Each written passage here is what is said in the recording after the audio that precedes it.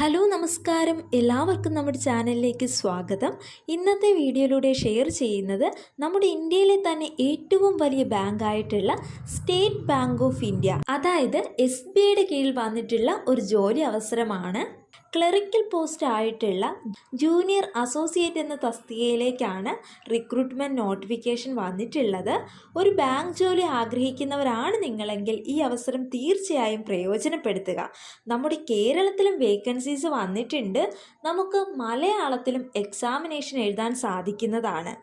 Category wise vacancy നോക്കുകയാണെങ്കിൽ SC 42, ST 4, OBC 115, EWS 42, general 223 എന്നിങ്ങനെ total 426 vacancies ആണ് കേരളത്തിലുള്ളത്.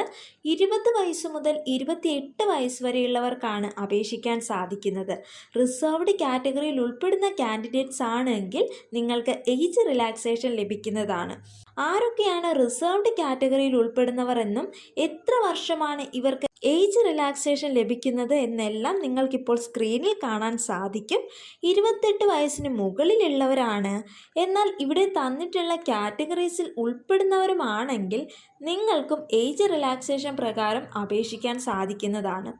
OBC കാൻഡിഡേറ്റ്സിൻ്റെ കേസിൽ നോൺ ക്രിമിലിയർ വിഭാഗത്തിൽ ഉൾപ്പെടുന്നവർക്കാണ് ഏജ് റിലാക്സേഷൻ ലഭിക്കുന്നത്. ഏത് കാറ്റഗറിയിൽ ഉൾപ്പെടുന്നവരാണെങ്കിലും ഗവൺമെൻറ് ഓഫ് ഇന്ത്യയുടെ പ്രിസ്ക്രൈബ്ഡ് ഫോർമാറ്റിലുള്ള കാറ്റഗറി സർട്ടിഫിക്കറ്റും കയ്യിൽ കരുതണം.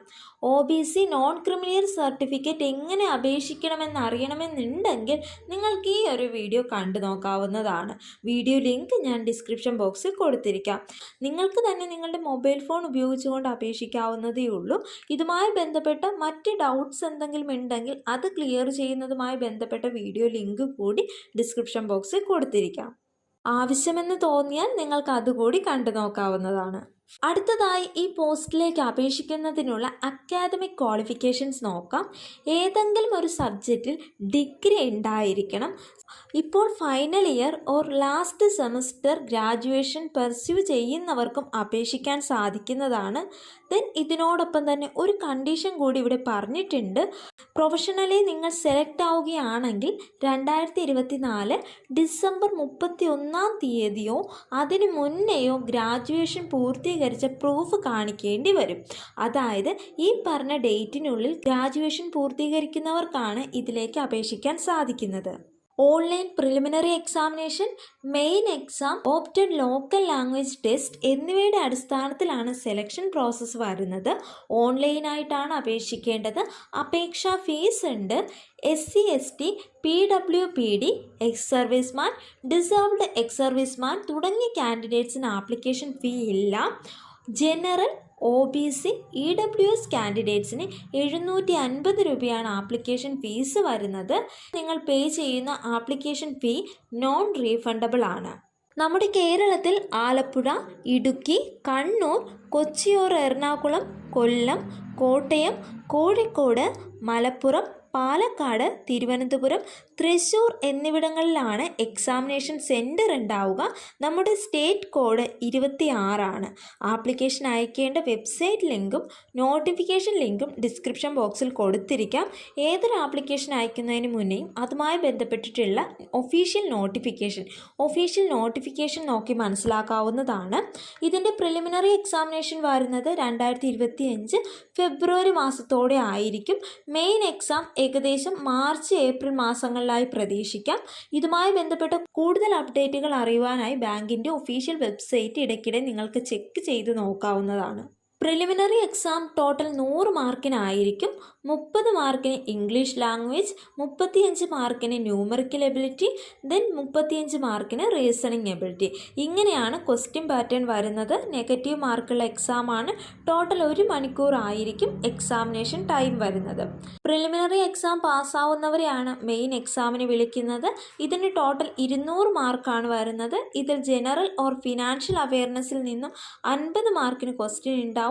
ദെൻ ജനറൽ ഇംഗ്ലീഷ് 40 മാർക്കിന്, ക്വാണ്ടിറ്റേറ്റീവ് ആപ്റ്റിറ്റ്യൂഡ് 50 മാർക്കിന്, reasoning ability and computer aptitude 60 mark എന്നിങ്ങനെ ടോട്ടൽ 200 മാർക്കിൻ്റെ ക്വസ്റ്റ്യൻസ് ആണ് മെയിൻ എക്സാമിനേഷൻ ഉണ്ടാവുക.